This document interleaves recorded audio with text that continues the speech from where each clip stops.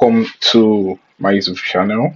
In this video, you're going to learn how to build a Slack bot with the Slack API and the Node.js. And you're also going to learn how to interact, make Slack interact with the Node.js kind of server, where you're able to configure commands and even interact with an external API to receive responses directly into your Slack um, workspace. So, for instance, if you have like a Slack workspace, you can be able to type in commands and get response directly on Slack, just like the way some basic Slack command works, like the set reminder Slack slash command, whereby you're able to like type remind the channel you want to be reminded, what and when, and then at that particular time it sends you a reminder. So we're going to customize some slash commands. Then it's going to send like these values to the server and get response and display this response here on Slack. So that's what we're going to be doing this tutorial. And like I said, we're going to be interacting with the API. We're going to be interacting with the quotes API. We're going to be interacting with the quotes API to give us random quotes um, directly on Slack. So for instance, if you like type slash maybe random random quote, it should, and you enter, it should return like a random quote and the author. So we're getting this because it's not customized, it's not initialized. So we're going to be working on that in this video. So let's get right into what we're here for. So the first thing will be for you to create an application with the Slack API.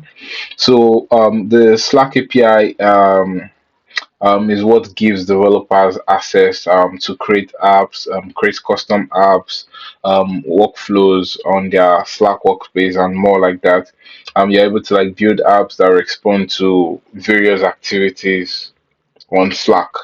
So that's what the API is meant for. The API is like a very vast API that can do a lot of things. But basically, what we're just going to be doing is building a very basic application Slack API. So go to api.slack.com/apps, and then you can create a new app. So let's create from scratch. Let's call it my bot. Then you select the workspace where you want to install the application you're creating. Then you click create app. Now you see the app here. My bot is showing on the top of the sidebar. So on your other applications are also going to show, but that's the one we're configuring now. So you can scroll down on the basic information to like add more display information about your app. So we can just say a basic. So let's just do that. Then you can give your bot like a custom color. Let's do something very bright. Then you can add an icon, can upload an icon and add a long description. You can do all of that. And we're still going to come back here. We're going to make use of this secret signing in secret key. And we're going to create slash commands and all. But for now, let's just save these changes. Okay, so now we have created the our Slack application. So just creating the application alone, even though we like configured it to our test channel to my workspace, you'll notice like you still don't have access to the application here on Slack because we have not yet installed it on the workspace. So for you to install it, when you come to this to the sidebar, you see install app. So when you click on that, you would be able to install the app to the workspace. But as I said, first of all, you need to like set some permission scopes to install your app. So when you come to the basic information tab, there is a section here where you can generate tokens and scopes.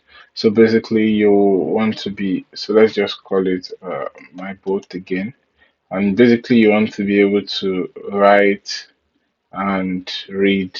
You want to be able to access your application and be able to like read information from your application. So this is going to generate like a token. We're also going to make use of this token, but for now, let's just like leave it at.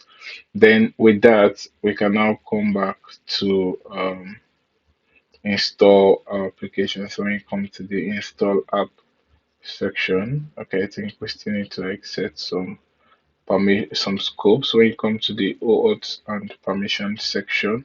So you scroll down to the scopes. So you need to give your app like some basic scopes.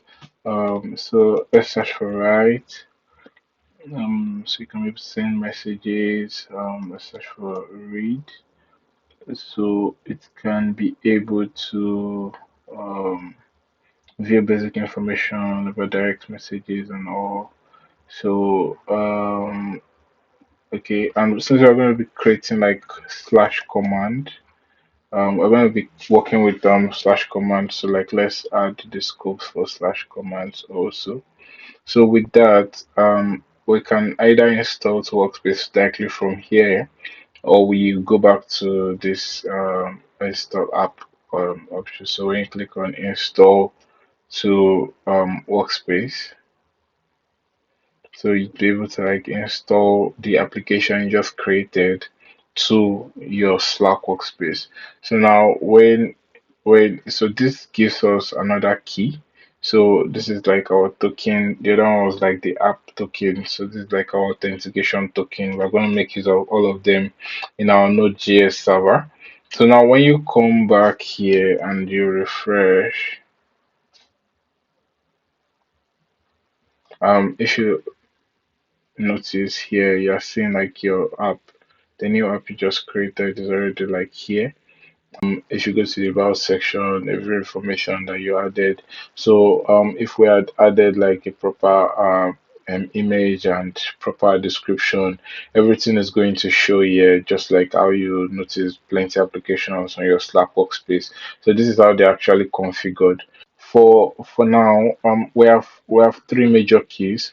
So let's leave the Slack application the way it is, and let's work on our Node.js server, which is going to interact with the Slack application variables, and then we'll create some slash commands, configure them on Node.js, and make use of socket mode. So let me go to my terminal um, and navigate to.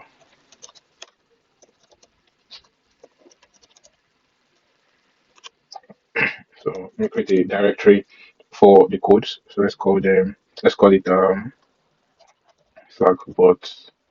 Slackbot. Um, let's cd into the folder. So let's initialize a basic npm package.json file, and here I've initialized the package.json file. Let's install some basic dependencies that we're going to be making use of in our Node.js project. So let's say we're going to be making use of um, nodemon and .env. Let's install them as dev dependencies. So nodemon and .env. I want to install them as dev dependencies. We're also going to install the Slack slash boot npm package, which makes it easy for you to interact with your Slack applications from maybe your Node.js, your Python, your Java application. So we're going to install it also. So let's say npm um, server. So we're going to install that also. It's going to make it easy for us to interact with our Slack application from our server. So once this is finished installed, we can. So once the packages are finished installing, we can open up the our project in VS Code. So we see the package.json file initialized, the dependency we installed, the dev dependencies. So with this, we can like write some script commands. Like let's write a dev script command that makes use of nodemon. So we need to create an index.js file, which should be like we'll be writing all our server side code. Then let's also have like a start command that makes use of Node. So when we deploy our application, we'll be using npm run start, but locally we're going to be making use of npm run there. So we installed nodemon so that we don't need to like always restart our server manually. Nodemon does it for us automatically. So once we run Nodemon, any changes we make to our Node.js application, it continually runs the server and .env, and so that we can like create .env file to store our secret variables in case you are pushing your code to like the version control, like GitHub public repository, and these details are not what you want to share with the general public. So you store them as environment file. Then we create a git ignore file and make sure the .env file is added there so that when we're pushing to Git to like um something like GitHub, it excludes it. So adding the node folder and the .env file, so they are excluded or ignored. So this is the basic configurations for like the Node.js application. So in the index.html.js, we installed the Slackbot package. So we need to like um configure like call initialize the the the package. So let's require app from the package. I'm making use of it later on, and also for the .env file, let's also call the .env file, configure the .env file, so that we can now create an instance of the app class which we imported from like the package. So we can store it like in a app, we can store it in like a app variable. So basically what this is doing is we're creating an instance whereby creating using our token and our signing secret, like I said earlier on. But we're making use of the signing secret and the token. So these values are going to be stored in our .env file. Sorry, I'm actually pasting all of these in a wrong file. They should actually be here. So this should be here, and this should be here. So there'll be a last one. So sorry, we're going to get the values from our Slack application. So when you go to your Slack application, so for the Slackbot token, this is the token. So copy it from here, paste it there. So it always starts with XOXB. So for the signing in secret, when you come to your basic information, you scroll, you're going to copy it. You copy it, you paste it here. So lastly, you'll need your app token. So let's just create another one. Um,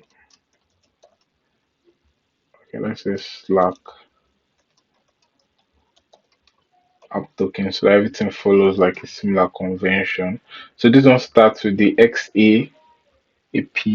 So if you remember here, when we're creating this, we like add like a, so you copy that when you added like your when you generated token and other scope. So this one starts like XAP, so that's the difference. Like so that this is the app token and this is like the authentication token. So once you have all these secrets, these environment variables, so we're done with the environment variables. So here we have our token and we have our signing secret. Here we also need to add our app token. The app token. So remember we stored it in our environment variable. And so one last thing is when we like we said, we're going to be making use of slash commands. So like I explained earlier on, slash commands are like the remind me command you use in Slack. So we're going to be creating new Slack slash commands. But for us to make use of slash commands, so we don't have to like involve HTTP request. So there is this socket mode. We're going to configure the socket mode um, now. So we enable socket mode. So once you enable that, so you can come here and say socket mode is true. So this is going to be all our initialization for our Slack application. So for us to be able to connect with our Slack application right from our Node.js backend. So the next thing will be for us to like a basic stuff to like start our Node.js application. So we can just create an async function.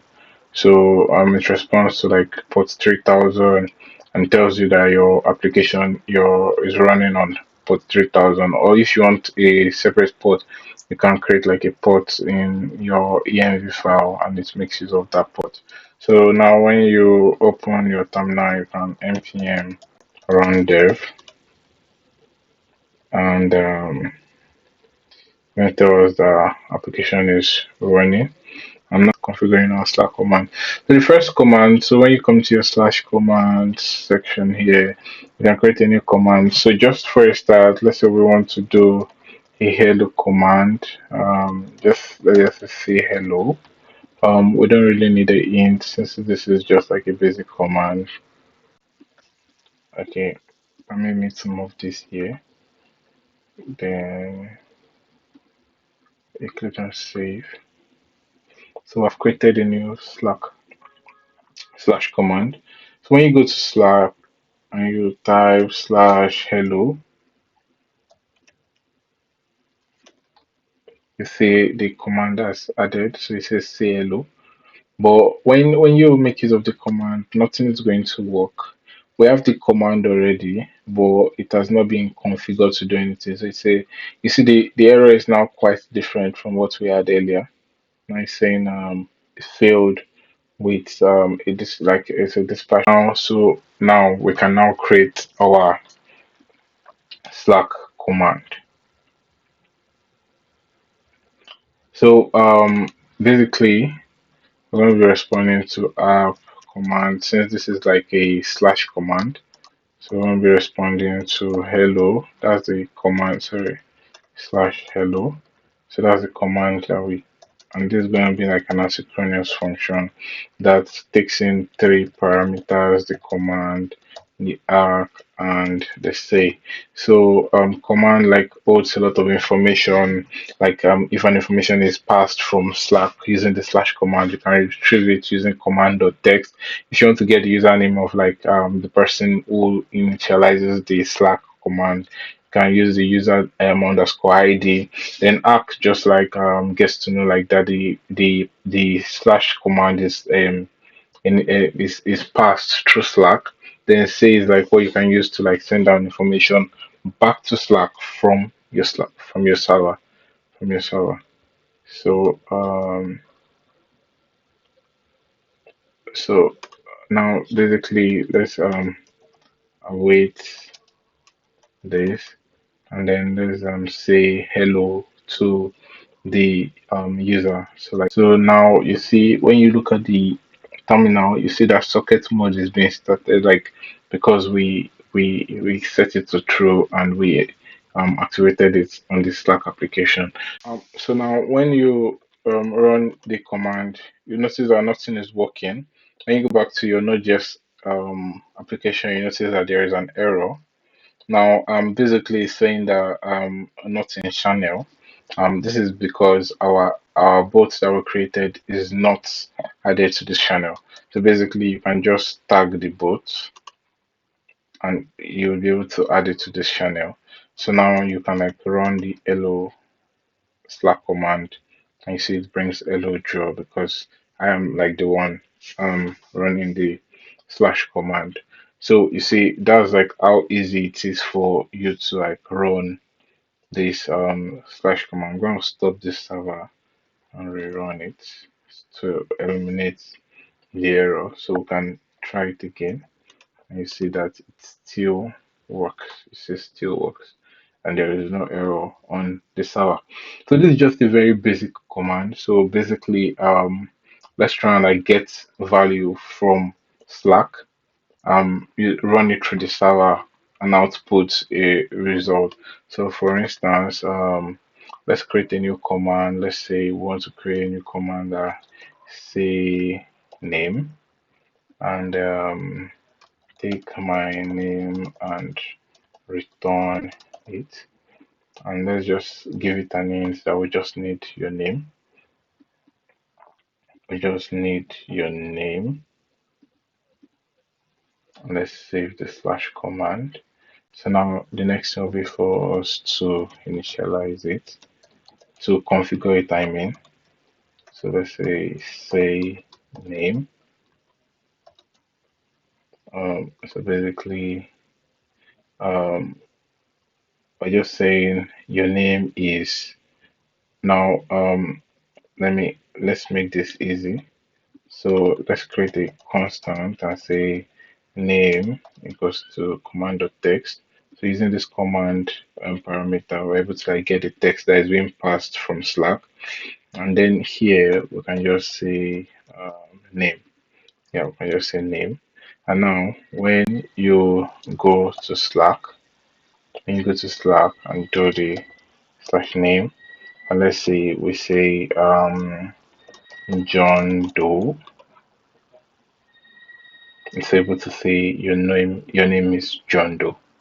So you see we're able to like pass a value from Slack.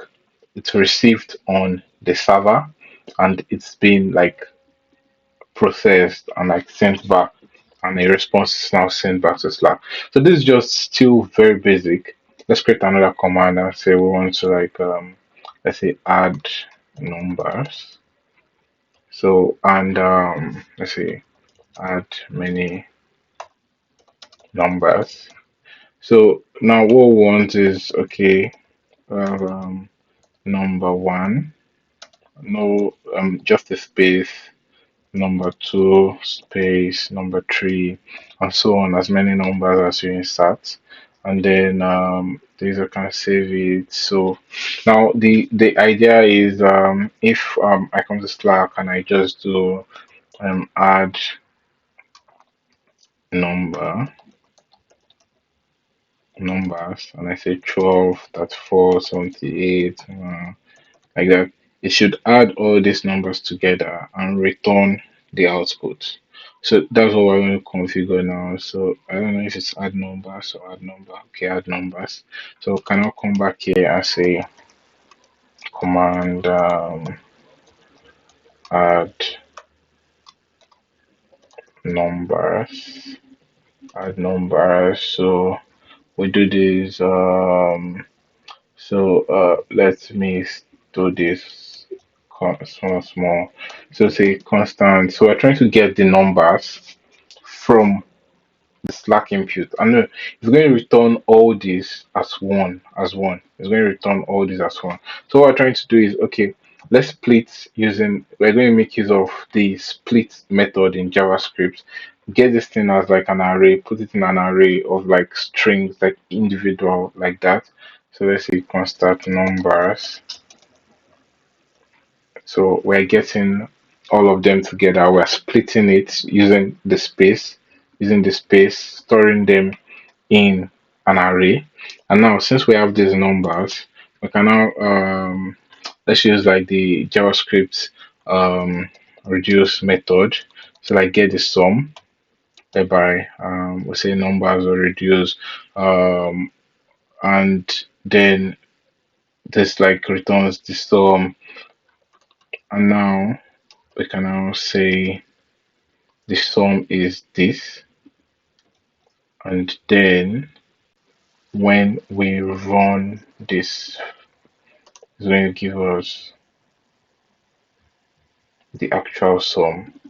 So you see we're able to like receive multiple values, use a split method, and you can decide to separate your values with maybe a comma, a dash, a slash, depending on what how you want to take in these values. You can even customize a form if you go through the Slack API documentation, the Slackbot documentation. You go to the Slackbot documentation, you see a lot of information about messaging and all, and you'll be able to configure. So the last thing we're going to do in this tutorial is interact with like an API, like I promised earlier. I said we're going to interact with an API. We're going to interact with the type dot fleet slash API slash quote. Now this gives us like a list of quotes. So what we want to do is we want to create like slash command for random quotes. So the description is let's say get random quotes. So you don't need to pass a usage int. So we're cool. And you save the command. Now the next thing will be for you to configure the command. So command, let's say sorry, what's the command? Random quotes, random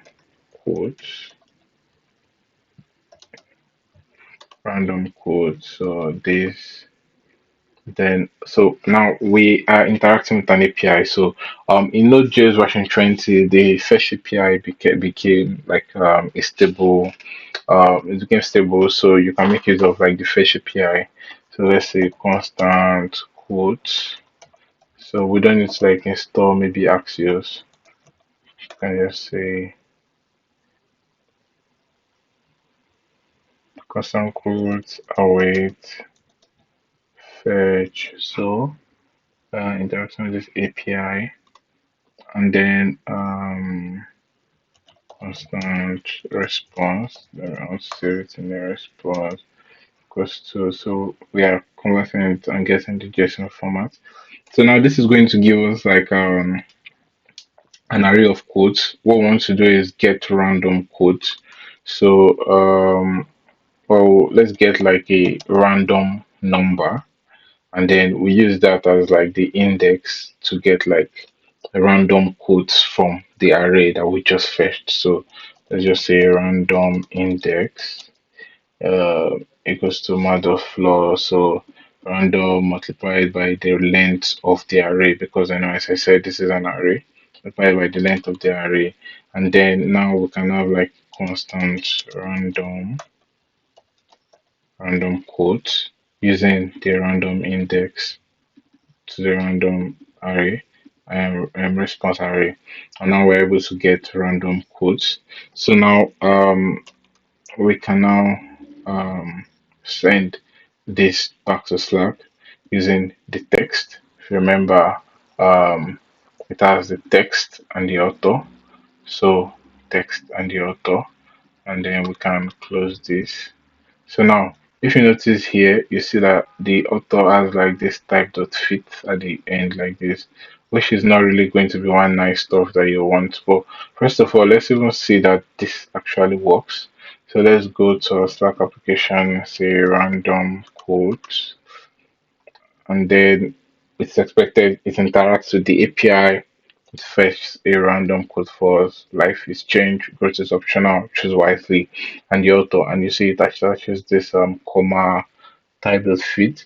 So before we round up this tutorial, basically I don't like the type that fit. So let's just create like a regex that removes the old type dot fit idea. And okay, so basically let's just say constant, let's say quote author, maybe we say um random quote author equals to um this. So replaces the slash the comma type dot fit with an empty string. That's basically what this does. So now we can now, instead of using random quotes to author, you can just use this directly. Just use this directly, and then when we test again,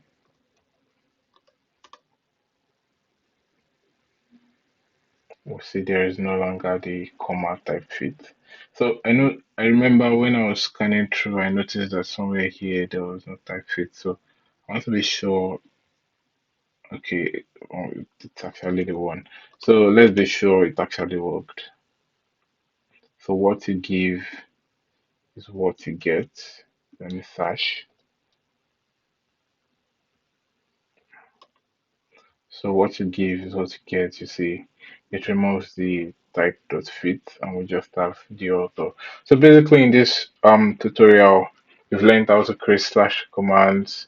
So we've created like four slash commands, interacted with API, retrieved values from Slack, manipulated the values, and I've literally created like a Slack bot that interacts with our Slack workspace. So there is more you can actually do with this application. There is more configurations you can do. There is more interactivity you can bring out. There is more to what you can do with the Slack bot. But this is just like an introduction that you can actually create Slack bots to like enhance your Slack workspace and introduce many more features that makes it easy for you to interact. And after building your application, obviously you won't want to always come to your terminal to start the application for it to work, because if we end this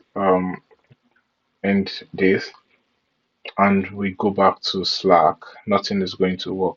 And just try it with hello, nothing is actually going to work because the server is not running. So basically, we want to push this code to like an online server that always runs, so that we don't have to always have to go back to the terminal to start the server before our code actually works. Okay, so we're going to be using GitHub. We're going to be pushing our code to GitHub. So go to github.com and we're going to create a new repository. Let's call it Slackbots. We're gonna leave it public and create a repository. So once the repository is created, we're gonna go back to our code. So yeah, here is our code. So we have the .env file, we have the node modules file. So remember we created the .gitignore file earlier on in the video. So when we initialize Git, the .env file and the node folder is going to be escaped. So let me clear so we can see better. So git add git. So basically, what I'm doing here is I'm running this command. So let's initialize the main branch because the default branch is master slash is main, and then we're going to add this the remote or the origin, and then we're going to push to GitHub. I was going to do that in a few seconds. So when we reload here, we would see the four files. You notice that this gives the .env and the node modules file. You can add a readme file. But basically, this is all we need to push it to a server like Kinsta. So once you connect your Kinsta account um to um to your GitHub account, so you'd be able to like add deploy directly from GitHub to Kinsta. So Kinsta has this application hosting. They have like a bunch of services. You can host WordPress sites, applications, databases, and static sites for free. So application hosting, you have like a free $20. So that's what I'm going to use, and $20 is actually a lot for like a small application like Slackbots. But you can increase your storage and you can purchase more options so your deployment is like faster and all. So you can read more about Kinsta application hosting on the landing page. So you see lots more information about Kinsta application hosting. You can host C Sharp, Node.js, Ruby, and all.